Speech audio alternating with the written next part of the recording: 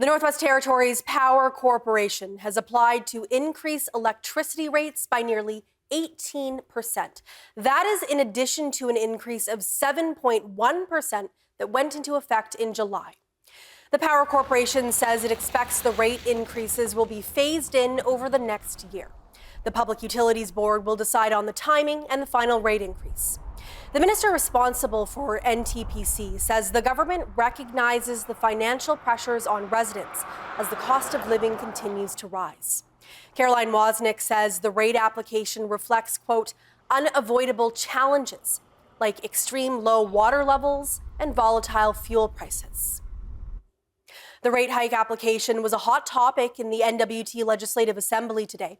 In her minister's statement, Wawzonek said the structure of the territory's electricity systems is challenging, particularly because it's not connected to the North American grid system like most jurisdictions in Canada.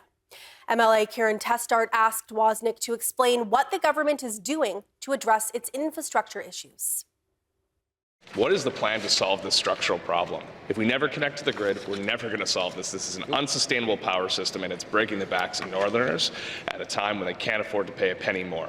So what is the minister, I would say, Minister of Infrastructure's plan, or maybe Power Corporation, to solve this challenge and connect us to the grid? We need to increase the transmission connections across the Northwest Territories. We need to not have 20-some individual microgrids, not have two disconnected hydro systems north and south of the lake.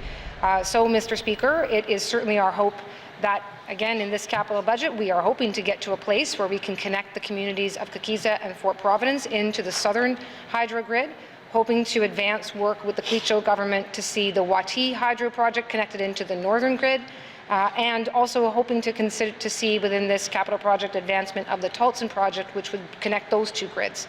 Mr. Speaker, Tultson expansion also includes at Phase 3 looking to go south and to connect us into the grid, in the North American energy grid. Mr. Speaker, it is somewhere between $700,000 and $1.2 million per kilometre to construct transmission lines.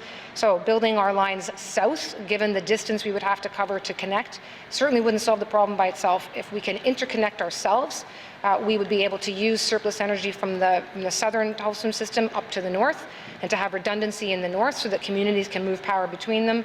And then last but not least, Mr. Speaker, fixing a lot of the power policy systems that we have, which would be in concert with the Public Utilities Board, so that we can do things like increase our independent power producers in small communities so that they can be selling back, improve net metering so that individual residents can be actually relying on solar but not taking from the grid in a way that it makes it dysfunctional. A whole suite of these kinds of changes can also add to our overall resiliency and change the way that we are delivering electricity in the north. Thank you.